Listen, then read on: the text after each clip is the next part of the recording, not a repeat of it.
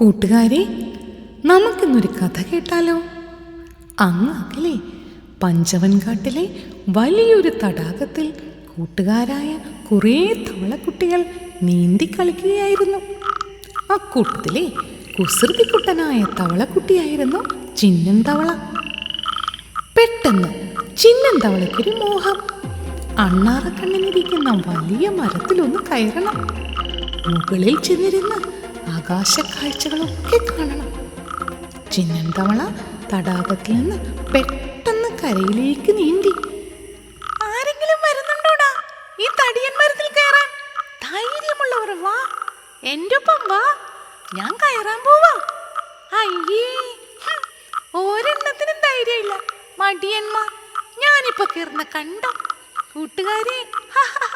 അയ്യേ, ചിന്നൻ പറഞ്ഞു.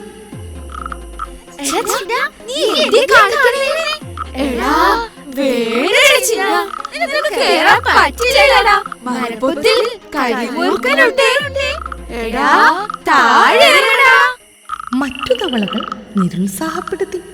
അവർക്ക് ചിന്നൻ തവള മരത്തിൽ കയറി വിജയിച്ചു നിൽക്കുന്നത് കാണാൻ ഇഷ്ടമല്ലായിരുന്നു. മിടുക്കനായ ചിന്നനോട് അല്പം അസൂയയും ഉണ്ടായിരുന്നു. പക്ഷേ പാവം ചിന്നൻ തവള ഇതൊന്നും മനസ്സിലാക്കാതെ മരത്തിലേക്ക് കയറി തുടങ്ങി. വേഗത്തിൽ കയറി കയറി മുകളിലെത്തി.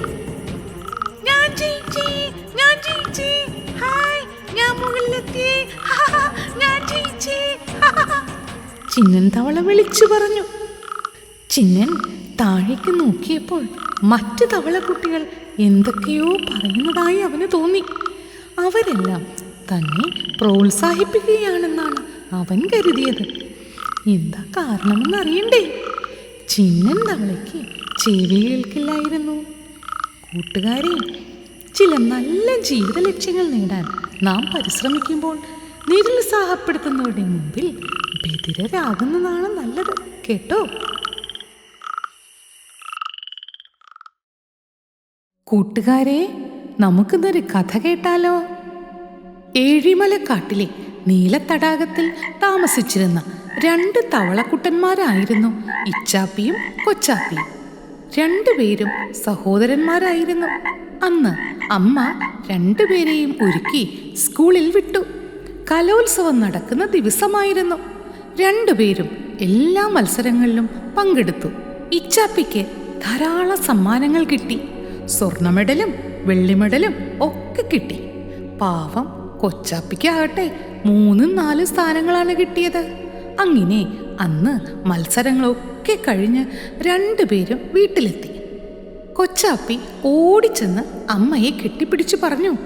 അമ്മേ, ഇച്ചാപ്പിക്ക് ഇന്ന് കുറേ സമ്മാനം കിട്ടി.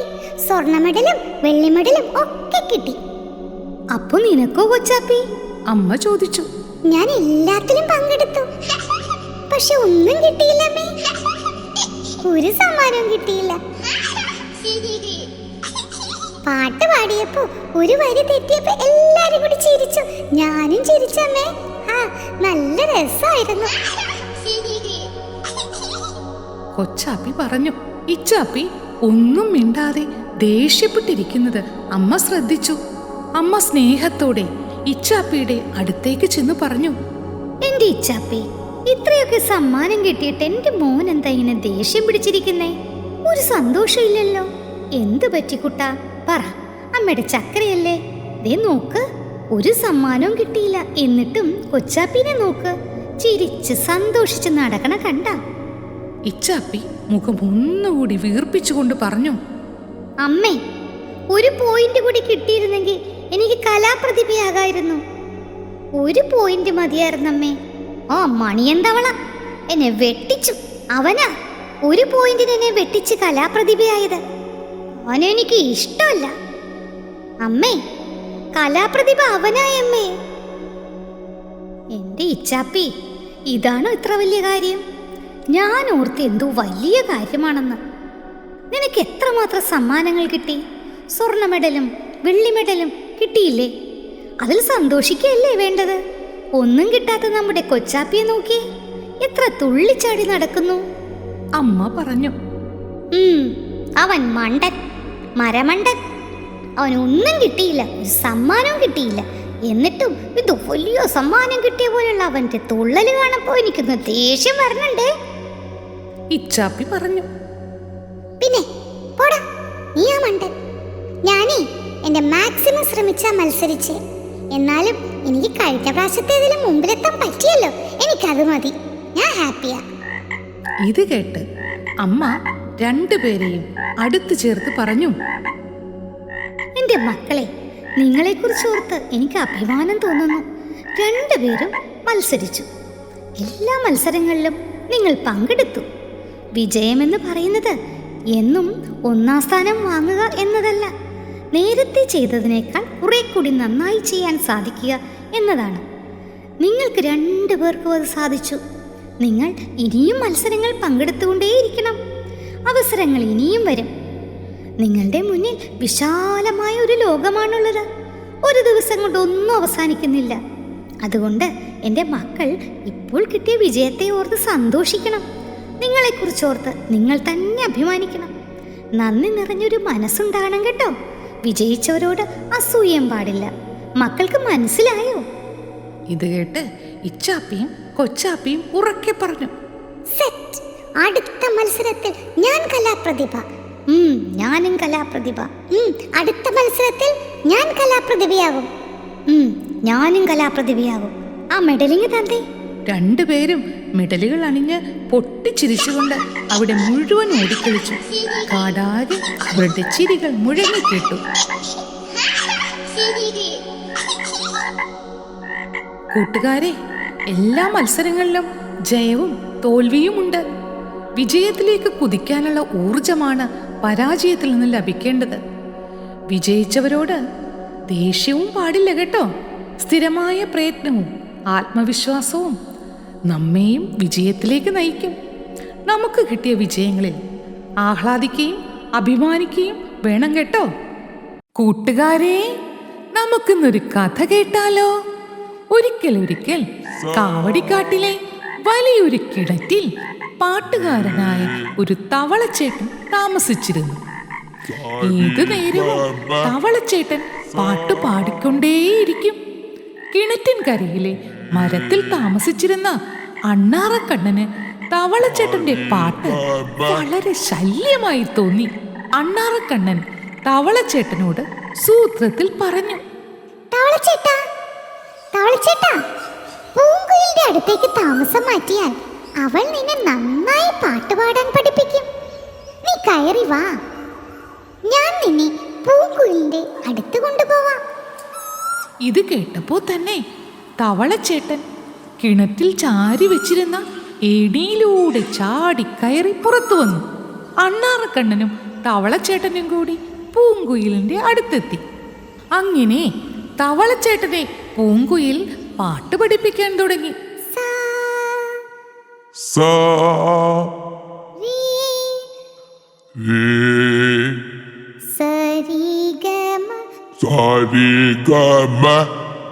തവളച്ചേട്ടന്റെ പാട്ട് കേട്ട് അടുത്ത മരത്തിൽ താമസിച്ചിരുന്ന കാക്കത്തമ്പുരാട്ടിക്കും മക്കൾക്കും വളരെയധികം ബുദ്ധിമുട്ട് തോന്നി. കുഞ്ഞുങ്ങൾക്ക് ഉറങ്ങാനേ സാധിക്കുന്നില്ല. കാക്കത്തമ്പുരാട്ടി പൂങ്കുയിലിനോട് പറഞ്ഞു. പൂങ്കുയിലേ, എങ്ങനെയെങ്കിലും ഈ തവളച്ചേട്ടനെ ഇവിടെ നിന്ന് ഓടിച്ചു വിടണേ. എന്റെ മക്കൾക്കൊന്നും ഉറങ്ങാൻ പോലും സാധിക്കണില്ല. പറന്ന സ്വരം, അത് കേട്ട് എന്റെ ചെവി പൊട്ടിപ്പോകുന്നു. എന്തെങ്കിലും ഒരു സൂത്രം പ്രയോഗിക്കണ്ടേ കുയിലമ്മേ. പൂങ്കുയിൽ വേഗം താഴെ പറന്നു വന്ന് തവളച്ചേട്ടനോട് പറഞ്ഞു. തവളയമ്മാവാ, ദേ മുഴുവൻ നേരവും കഴുത്തറ്റം വെള്ളത്തിൽ കിടന്ന് സാധകം ചെയ്താലേ സ്വരം നന്നാകും. അതുകൊണ്ട് ഈ കാടിന്റെ അറ്റത്തായിട്ട് ഒരു വലിയ താമരക്കുളമുണ്ട്. നല്ല ചെന്താമരക്കുളം. അതിൽ പ്രശസ്തനായൊരു പാട്ടുകാരൻ തവളയുമുണ്ട്.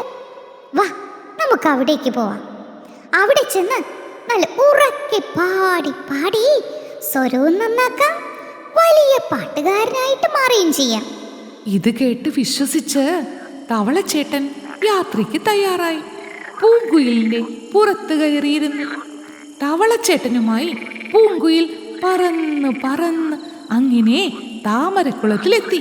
തവളച്ചേട്ടനെ പൂങ്കുയിൽ കുളത്തിലേക്ക് ഇറക്കി.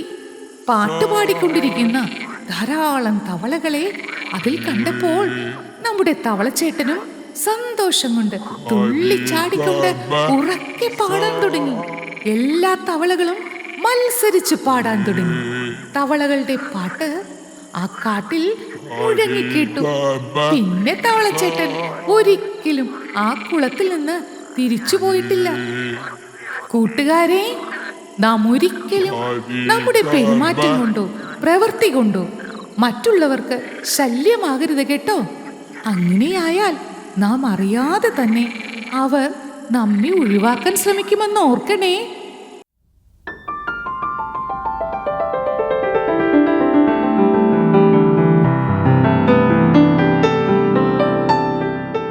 കൂട്ടുകാരെ, നമുക്കിന്നൊരു കഥ കേട്ടാലോ? ഒരിക്കൽ ഒരു വലിയ മരക്കൊമ്പിൽ ഒരു തത്തമ്മയും കുഞ്ഞും താമസിച്ചിരുന്നു.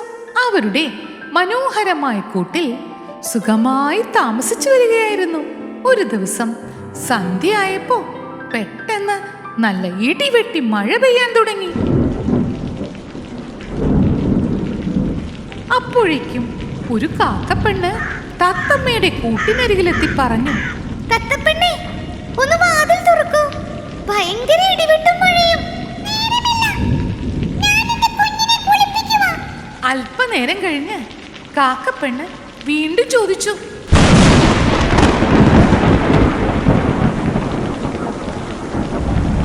തത്തപ്പെണ്ണേ, ഒന്ന് വാതിൽ തുറക്കൂ. ഭയങ്കര ഇടിവെട്ടും മഴയുമാ.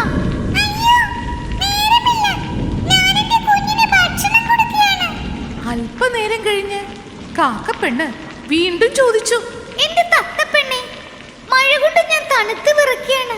ഒന്ന് വാതിൽ തുറക്ക്. അല്പനേരം കഴിഞ്ഞ് വീണ്ടും കാക്കപ്പെണ്ണ് ചോദിച്ചു, തത്തപ്പെണ്ണേ, ഒന്ന് വാതിൽ തുറക്കൂ. ഇടിമിന്നലേറ്റ് ഞാൻ ചത്തുപോകും. ഇപ്പൊ കുഞ്ഞു ഉറങ്ങി കാണുമല്ലോ. ഒന്ന് വാതിൽ തുറക്ക് തത്തപ്പെണ്ണേ. ഒടുവിൽ തത്തമ്മ വാതിൽ തുറന്നു. കാക്കപ്പെണ്ണ് കൂടിനുള്ളിലേക്ക് പറന്നു കയറി. എന്നിട്ട് പറഞ്ഞു, തത്തപ്പെണ്ണേ, ഇപ്പൊ ഒരു ഇടിവെട്ടുണ്ടായില്ലേ? ഞാൻ താമസിച്ചിരുന്ന ആ മരത്തിന്റെ മുകൾ ഭാഗം മുഴുവൻ കത്തിപ്പോയി. എന്റെ കൂടും കത്തിപ്പോയി. ഇന്ന് രാത്രി നിന്റെ വീട്ടിൽ ഞാൻ കിടന്നോട്ടെ? കാക്കപ്പെണ്ണിനോട് സഹതാപം തോന്നിയ തത്തമ്മ ആ രാത്രി അവിടെ താമസിച്ചു കൊള്ളാൻ കാക്കപ്പെണ്ണിന് അനുവാദവും നൽകി. നേരം വെളുത്തപ്പോ തത്തപ്പെണ്ണ് നോക്കിയപ്പോ കുഞ്ഞിനെ കാണുന്നില്ല. വിരുന്നുകാരിയായ കാക്കപ്പെണ്ണുമില്ല. കാക്കപ്പെണ്ണ് തന്റെ കുഞ്ഞിനെ ഉപദ്രവിച്ചിട്ടുണ്ടാകും എന്ന് തത്തമ്മയ്ക്ക് തോന്നി. അവൾ എല്ലായിടത്തും നോക്കി. കാക്കപ്പെണ്ണിനെ കാണുന്നേയില്ല. അവൾ തന്റെ കൂട്ടുകാരനായ തവളക്കുട്ടനോട് നടന്ന കാര്യങ്ങളൊക്കെ പറഞ്ഞു. പിന്നീട് തത്തപ്പെണ്ണ് നാടാകെ പറന്ന് നടന്ന് വിളിച്ചു പറഞ്ഞു,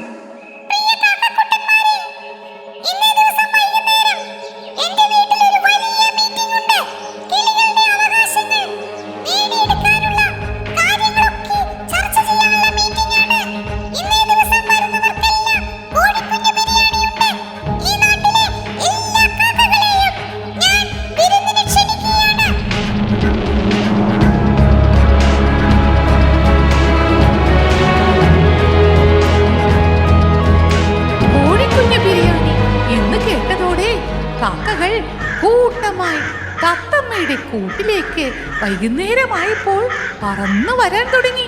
അക്കൂട്ടത്തിൽ കാക്കപ്പെണ്ണും എത്തി. എല്ലാവർക്കും ബിരിയാണി വിളമ്പി. കാക്കപ്പെണ്ണിന് കൊടുത്ത ബിരിയാണിയിൽ തത്തപ്പെണ്ണിന്റെ കൂട്ടുകാരനായ തവളക്കുട്ടനെ ഒളിപ്പിച്ചു വെച്ചു. കാക്കപ്പെണ്ണ് ബിരിയാണി കൊത്തിയെടുക്കാൻ നോക്കിയപ്പോഴേക്കും തവളക്കുട്ടൻ ചാടി എണീറ്റ് കാക്കപ്പെണ്ണിന്റെ കഴുത്തിൽ കയറി പിടിച്ചു.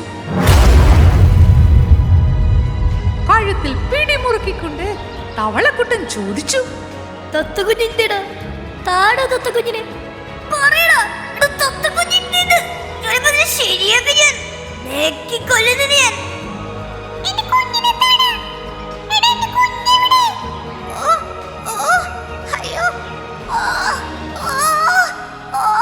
കാക്കപ്പെണ്ണ് അവിടുന്ന് പറന്നു. കഴുത്തിൽ തവളക്കുട്ടൻ ഞെക്കിപ്പിടിച്ചു. തത്തമ്മയും പുറകെ പറന്നു. കാക്കപ്പെണ്ണിന്റെ കൂട്ടിലെത്തി. ശബ്ദമുണ്ടാക്കിക്കൊണ്ട് കാക്കപ്പെണ്ണ് പെട്ടെന്ന് അവിടുന്ന് പറന്നു. തവളക്കുട്ടൻ പിടിവിടാതെ കാക്കപ്പെണ്ണിന്റെ കഴുത്തിൽ മുറുക്കെ പിടിച്ചു. തത്തമ്മയും പുറകെ പറന്നു. അവർ കാക്കപ്പെണ്ണിന്റെ കൂട്ടിലെത്തി.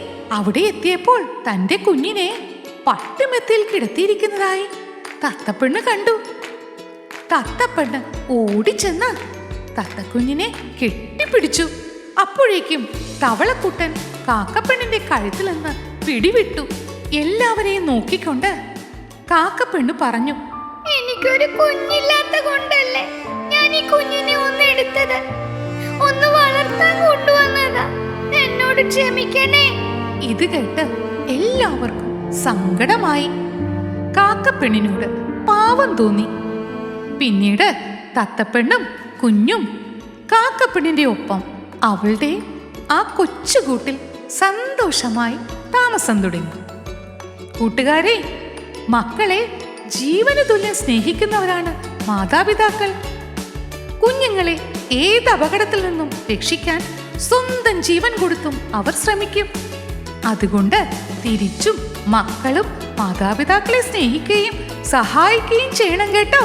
Hello friends, if you like our videos, please subscribe to our channel.